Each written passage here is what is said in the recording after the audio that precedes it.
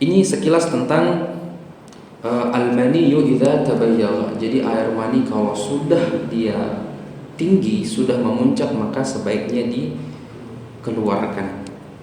Baik, ada beberapa gejala lain juga mungkin perlu kami sebutkan di sini. Di antara gejala yang dimanifestasikan oleh air mani yang tidak dikeluarkan secara periodik baik laki-laki maupun perempuan, itu nyeri punggung.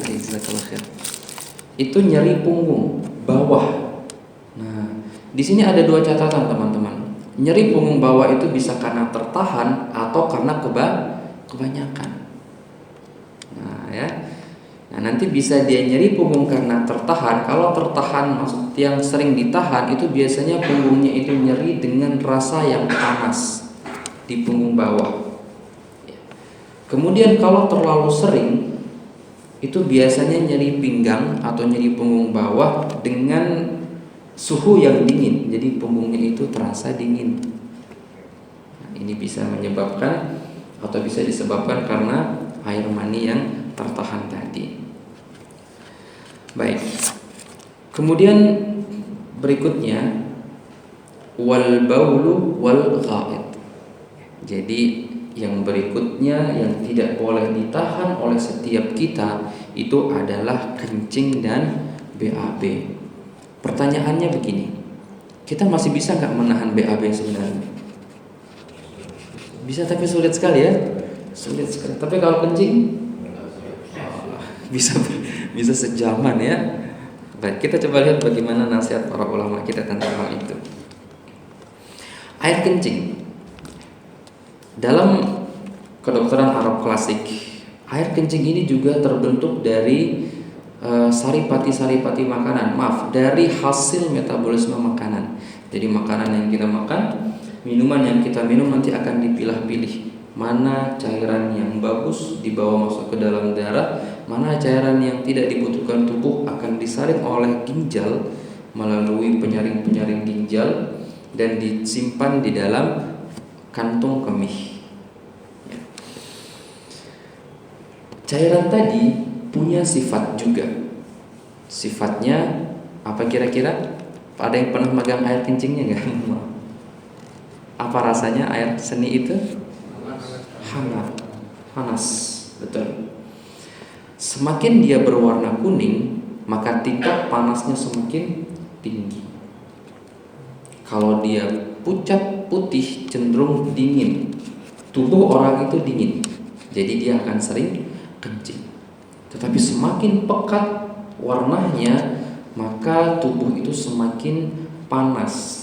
Banyak hasil metabolisme yang buruk dalam tanda kutip. Maka dari itu di medis itu disarankan kita minum beberapa liter, 2-3 liter terkadang. Namun dalam kedokteran Arab klasik, kita minum jumlahnya itu tergantung daripada kondisi kita, kemudian tergantung juga daripada kesibukan kita sehari-hari. Contoh orang yang bekerja di kantor dengan teman-teman kita yang di sawah, banyak mana minumnya? Banyak yang di sawah. Jadi tidak ada patokan yang baku sebenarnya, hanya saja para medis memberikan patokan supaya bisa diingat. Segini loh kita minum dalam satu hari. Baik, secara umum air kencing kita itu sifatnya panas. Ya, sebagaimana tadi disebutkan, semakin dia berwarna gelap, maka dia semakin panas. Kita coba lihat apa yang terjadi ketika kita sering menahan pipis.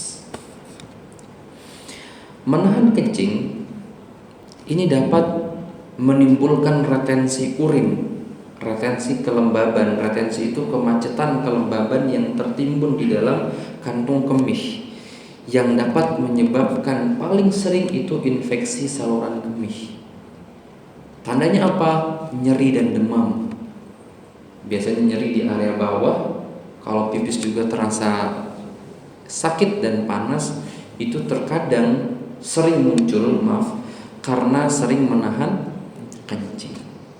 Mudah tidak kencing itu? Mudah. Kalau sering ditahan ini bisa beser nanti ya. Karena di dalam pipis itu ada selang.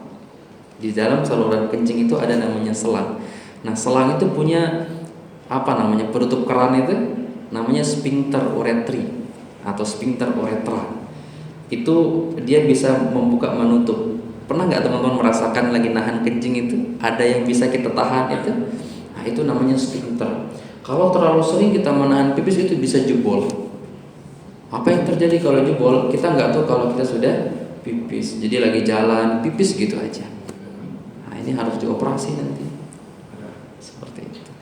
Hanya gara-gara menahan kencing. Ini juga perlu kita nasihati untuk anak-anak. Terkadang anak-anak itu sibuk main, pipisnya nanti aja. Ini perlu untuk kita kasih edukasi kepada anak-anak.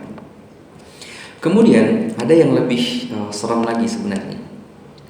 Semakin sering seseorang menahan air kencing, ini dapat menyebabkan air kencing itu refleks ke dalam ginjal.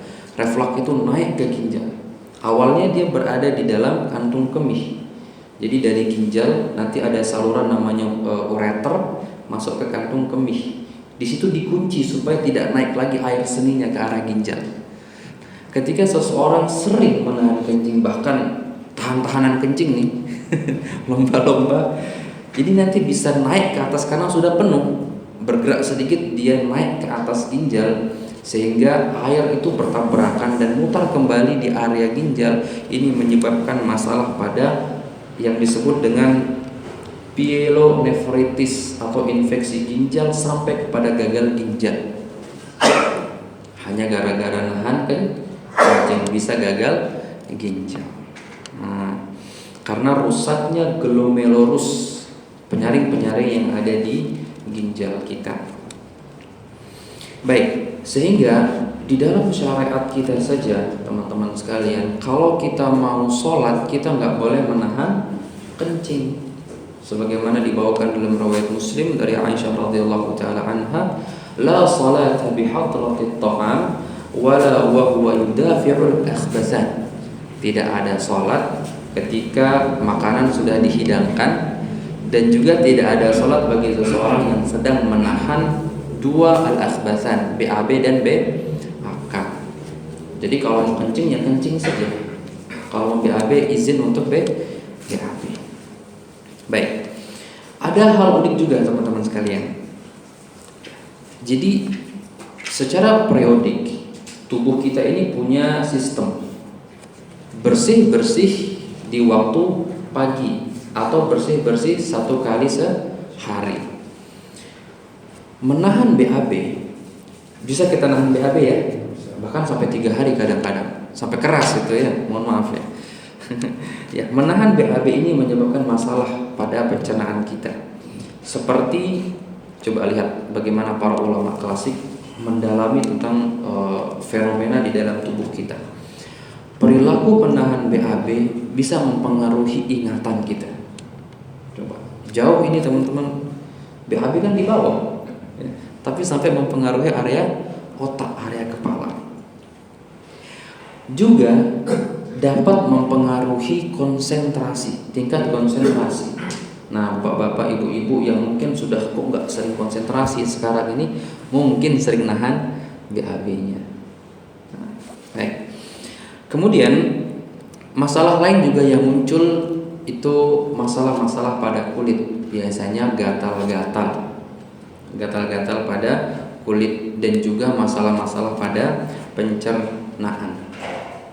Ada satu ungkapan daripada Ibnu Sina, dia mengatakan, jika sisa makanan al-maddah tertahan di usus lebih lama dari waktunya, maka panas alami tubuh kita akan memanaskannya kembali hingga dia menjadi kering, sehingga BAB kita itu menjadi hitam, kering, dan berbau tajam. Pernah punya BAB seperti itu? Mohon maaf ini kita jadi bahas BAB ini. Ya. Nah, kemudian kata beliau, apabila itu dibiarkan pun, maka sesuatu yang dipanaskan akan menimbulkan uap. Uap ini akan ditarik dan masuk ke dalam darah yang akan mengotori pikiran dan kulit. Ada pepatah Jawa mengatakan, mohon maaf, ada yang dari Jawa nggak di sini? Jadi kalau saya keliru ucapannya mohon maaf. Apa katanya ini? yen gati reget mesti mentu ning kulit. Nah, saya pernah dengar ini dulu teman-teman. Waktu saya ingat saya coba tulis, saya cari terjemahannya di Google karena nggak bisa bahasa Jawa saya. Kata mereka, jika darah itu kotor maka pasti akan nampak di kulit. Nah sekarang jadi sebuah hipotesa kita, kalau kulit kita sering bermasalah, kering, gatal, kudisan dan lain-lain, itu sangat terhubung sekali dengan kondisi darah kita. Baik, darah itu dibentuk dari makanan kita. Maka kalau makanan kita tidak bagus, maka darah kita pun tidak bagus. Kalau darah tidak bagus, makanan tidak bagus, apalagi tempat penyimpanan kotoran kita.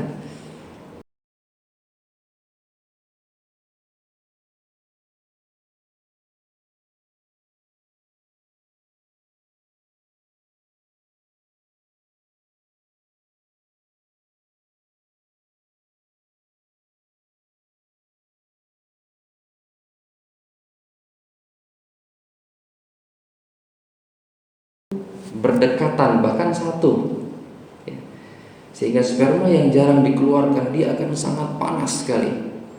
Uapnya naik ke kepala bisa bikin junun, bisa bikin kegilaan atau mungkin sering lupa. Kalau dikeluarkan secara paksa bisa membuat lecet area uretra, area pipis kita, tempat keluarnya sperma itu, sehingga terjadi lecet-lecet di area itu. Apa yang terjadi nanti? Darah saat buang air kecil, kemudian rasa nyeri dan panas saat buang air kecil. Ini juga berlaku untuk perempuan.